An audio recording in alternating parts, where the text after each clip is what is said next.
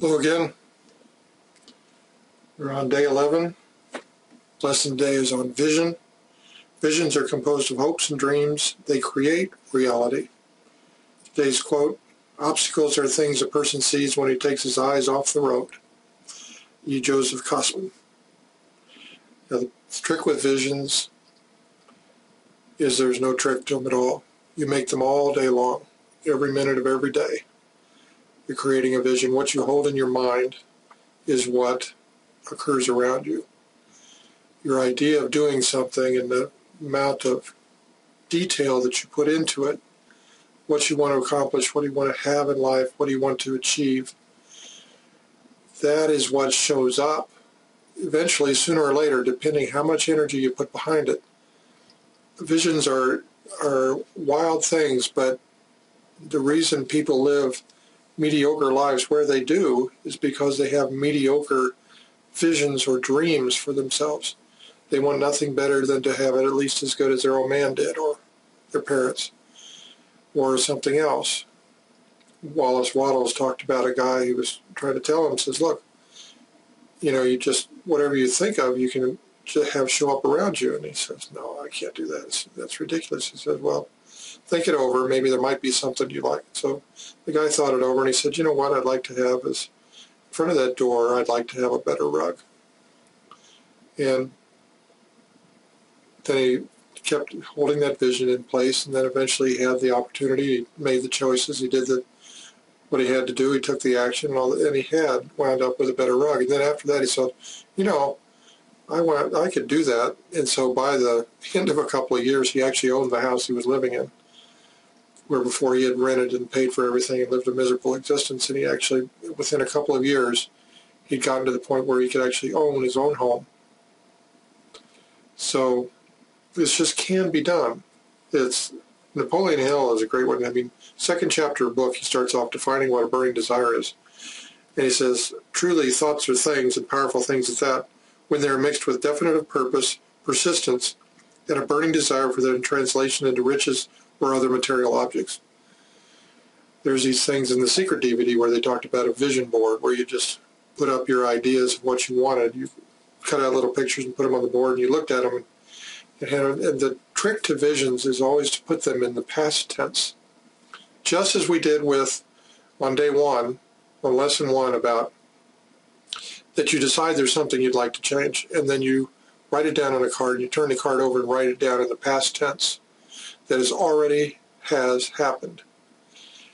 And so you get these visions, you have an idea what you want, and every day, and this is the trick about, having that card and working on it. That card in itself is a form of a vision. Now, what you have to do is every day contemplate that for a little while and just imagine it in its fullness. All the details of it, everything, what the color of the car is, what the light, how the light reflects off of it, how smooth it dries, how it sounds, how it feels. I mean, you saw this in The Secret as an example. But you can do just about anything. If you want a better relationship, if you want more health, if you want money, sure, financial security, however you want to do it. If you want to build, Oprah is a champion at this, she envisioned building a school for kids, and she's done it. The whole point is to have a vision, keep at it, keep forming the details of it in your mind, and consider it already done. It's just too easy. But it will take practice. And again, try this for yourself. Or maybe you want to review things in your own mind of where you might have done this before and it actually worked. And then validate that, because the more you practice at it, practice makes perfect, practice makes permanent. Right? Okay. Now, I'm not going to read this whole thing today about the exercises. It starts on page 67 of the paperback, and it covers the whole point about it, building a battleship. And it's not just the battleship was there. It's from Hanno's book, from his Master Key System. You just don't turn on a tap and it outflows a battleship, or you blow it up with, it has to be built. But then back from that, there has to be people working there. Back from that, there has to be the companies. Back from that, there has to be the finances. Back from that, has to be the arguments in the Senate and the budget and the deals, backroom deals and everything. So the money gets there. And back from that, there had to be the plans. And back from that, there had to be the idea of building something to defend the nation or whatever. And back from that, there had to be the principle that of how you make something float that's actually heavier than water.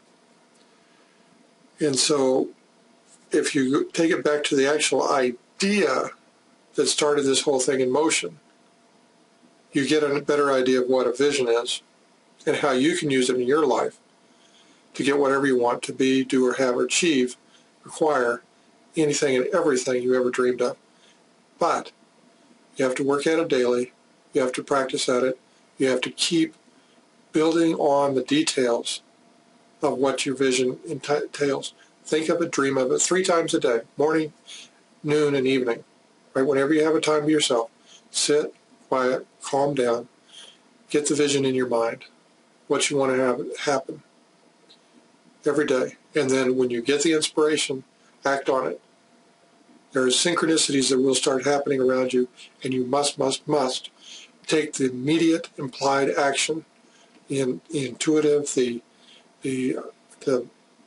surprise idea to act that you got to do this now. And if you do that right now, then it starts coming towards. The more you act on it, the more you act on your imagination, on these promptings, the closer the thing's going to come and the faster it will come. But you have to be open to it, you have to receive the idea, and you have to do it. But to begin with, you have to envision it. Okay? Thanks.